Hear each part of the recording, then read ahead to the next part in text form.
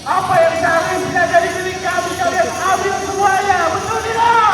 Semua, ini hasil dari kami, ini hasil bumi kalian, dan jika kalian pun di atas itu.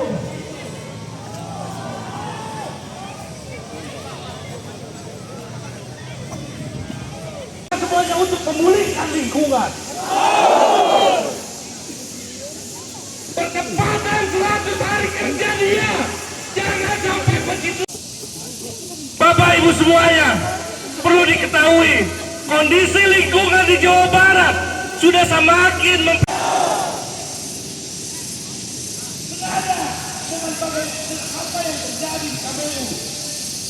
Kang, mungkin bisa dijelaskan soal aksi hari ini seperti apa sih, Kang?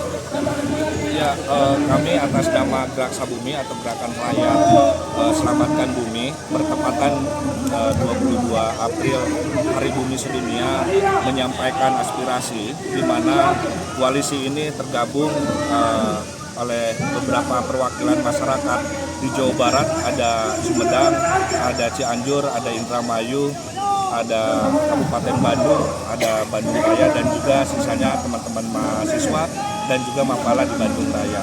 Ya tentu kami dalam momen Hari Bumi ini ingin menyampaikan sekelumit banyak masalah persoalan lingkungan yang cukup prihatin, yang dimana setiap tahun tutupan hutan semakin menyusut, dan tentu lebih jauh dari itu kami juga ingin menyampaikan hak atas tanah yang selama ini mestinya negara melalui pemerintah memberikan perlindungan dan pengakuan tanah kepada masyarakat semakin jauh, di mana pemerintah masih memberikan legitimasi atau memberikan izin-izin kepada korporat atau perusahaan, baik itu yang dikelola oleh perusahaan negara dan juga lembaga-lembaga swasta, yang tentu sebetulnya kami ingin menyampaikan 16 tuntutan isu yang cukup serius terjadi di Jawa Barat yang harus dijalankan atau yang harus disikapi oleh Kang Deddy Mulyadi sebagai gubernur.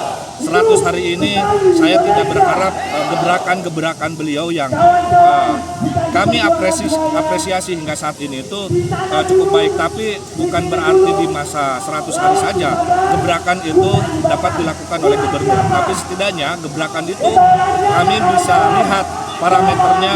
16 isu yang kami sodorkan kepada Deddy Mulyadi itu betul-betul disikapi. Pertama, buruknya tata ruang kota di setiap 27 kabupaten kota ini juga cukup prihatin, dan itu berdampak terhadap kondisi lingkungan yang semakin buruk, kualitas lingkungan yang semakin buruk, dan berdampak terhadap bencana. Lalu yang kedua, penyusutan kawasan hutan itu telah disebabkan oleh kegiatan-kegiatan perum perhutani, yang dimana lebih banyak dominasi selama ini perum perhutani itu melakukan atau mengeluarkan KSO untuk melakukan tambang dan pengembangan wisata. Lalu juga mafia tanah tidak hanya terjadi di internal ATR BPN, tapi juga sekarang di perkebunan juga cukup besar, di mana pengembangan wisata, pengembangan properti itu juga terjadi di kawasan perkebunan, sehingga perlu dievaluasi secara komprehensif apa yang dilakukan atau yang dikerjakan oleh perkebunan ketika mereka mengantongi izin HGU. Lalu juga kami melihat pada proyek strategis nasional itu juga tidak mencerminkan bagaimana angka kemiskinan ini dapat teratasi dengan narasi selama ini pemerintah menciptakan lapangan pekerjaan, energi kebutuhannya untuk masyarakat. Faktanya masyarakat tersingkir, faktanya masyarakat mata pencariannya hilang, di mana warga Indramayu yang berdekatan dengan PLTU diganggu, dicemari lautnya, dan juga dihilangkan mata pencahariannya. Lalu juga kami ingin menyampaikan juga bagaimana kondisi di KBU, di mana KBU itu memiliki fungsi penting untuk masyarakat Bandung Raya yang selama ini harusnya dikendalikan, dijaga, dilestarikan, tapi faktanya izin-izin di setiap kabupaten kota yang melintasi 4 kabupaten kota KBU ini sangat marah. Komposisinya Kabupaten Bandung yang paling tertinggi memberikan izin-izin untuk pembangunan di KBU. Yang kedua Kota Bandung, ketiga Cimahi, dan sisanya Kabupaten Bandung Barat. Dan kami juga ingin menyampaikan persoalan bencana yang merubah alih fungsi di kawasan Puncak Bogor bukan satu-satunya PT Hibis, tapi banyak perusahaan baik BUMD maupun perusahaan swasta yang harus juga disikapi secara serius. Bukan hanya berani terhadap perusahaan daerah saja untuk bongkar, tapi perusahaan-perusahaan swasta pun juga harus dibongkar.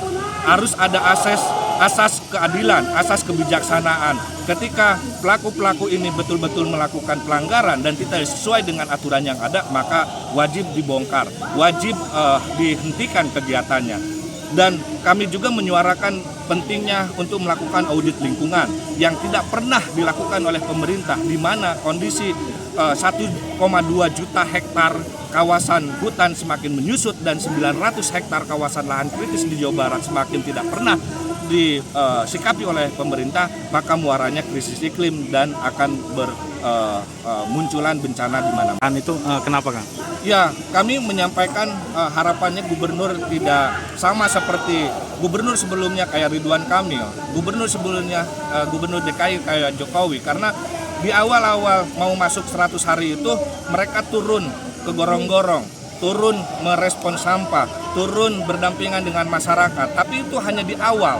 Ya, selanjutnya tidak ada lagi upaya atau gebrakan yang lebih serius ketika permasalahan itu betul-betul didera oleh kita semua, didera oleh masyarakat Jawa Barat. Yang harapannya Deddy Mulyadi ini sebagai gubernur tidak juga dapat diintervensi oleh internalitas kepartaiannya dan juga tidak diganggu oleh sisi kebudayaannya. Sikap apa yang sudah lahir dari Deddy Mulyadi itu kami apresiasi, karena pemimpin yang kami harapkan dan mungkin masyarakat Jawa Barat harapkan itu adalah pemimpin yang memiliki keberanian ketika ada pelaku-pelaku pelanggaran lingkungan, pelaku-pelaku yang melakukan pelanggaran kebijakan itu dapat diusut, dapat ditindak secara tegas tanpa pandang bulu.